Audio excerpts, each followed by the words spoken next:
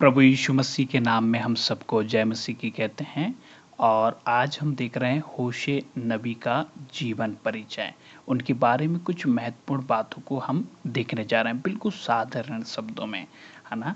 और हमें उनके बारे में थोड़ी जानकारी बाइबल के आधार पर जो मिल रही है, उनके बारे में हम आसान शब्दों में सीखना चाह रहे हैं। तो हम यहाँ पे देखेंगे होशे नबी के बारे में। तो यहाँ पे जो होशे नबी थे, तो उनके पिता का नाम जो कि बाइबल में दिया है बेरी, है ना। उनके जो पिता थे उनका नाम था बेरी, पिता का नाम था बेरी। ओके, है ना। अब ये होशे जो थे, है ना, तो होशे कौन थे? ये नबी, नबी थे ये, है ना। भविष्यवक्ता बोलते हैं जो, है ना, नबी थे होशे। फिर क्या हुआ, होशे नबी जो थे, है ना, वो प्रभु ने उनसे बातें की, यानी, और वो प्रभु की बातों को, है ना, बहुत अच्छा मान रहे हैं यानी, और बहुत अच्छा उनका जीवन चल रहा है। तो यहाँ पर लिखा है कि यहाँ पर में जो वचन लिखा है, वो वचन लिखा है कि होशे से यह कहा, जाकर एक वेश्या को अपनी पत्नी बना ले और उसके उसके बच्चों को अपने बच्चे कर लेकर के। यानी वो क्या बोल रहा है, एक वेश्या को अपनी पत्नी बना ले। तो वो, उसका नाम क्या था उस पत्नी का? यहाँ पे गोमेर, गोमेर, है ना। और ये एक वेश्या थी, ये नबी थे, भविष्यवक्ता, और ये वेश्या। ये गोमेर जो थी, ये किसकी बेटी थी? उसका भी नाम है यहाँ पे, तो उसका नाम है दिबलेम, दिबलेम। ओके, है ना। तो इस प्रकार से हमने देख लिए, बिल्कुल आसान शब्दों में हमने देख लिए कि जो होशे थे उनके पिताजी का नाम था बेरी, और होशे की जो पत्नी थी वो एक्चुअल में वेश्या थी, परंतु परमेश्वर के आदेश का उन्होंने पालन किया, उनका नाम था गोमेर। और गोमेर के जो गोमेर किन की बेटी थी? वो दिबलेम की। ओके, अब क्या होता है कि इनका विवाह हो जाता है, होशे और गोमेर का विवाह हो गया।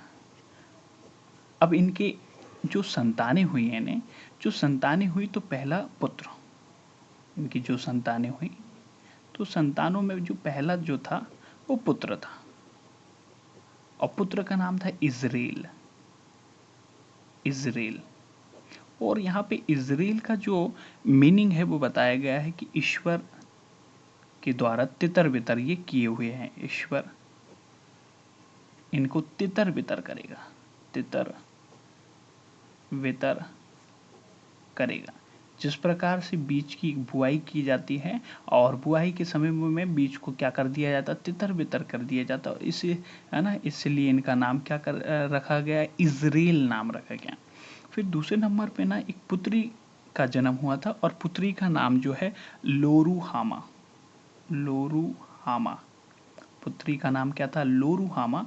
और इसका मतलब जो है, जिस पर दया नहीं हुई है, जिस पर दया नहीं हुई है। इसके बाद में ना पुत्र हो गया, पुत्री हो गई। फिर तीसरे नंबर पे ना एक और पुत्र होता है ना, है ना। होशे और गोमेर से एक और पुत्र का जन्म होता है, उस पुत्र का नाम है लोअम्मी, लोअम्मी। और इसका मतलब जो है, मेरी प्रजा नहीं, ये मेरी प्रजा नहीं, इसका मतलब होता है ना। तो हम देख रहे हैं कि भाई होशे नबी जो थे, उनका जीवन के बारे में हम सामान्य सा परिचय हम देख रहे हैं ने।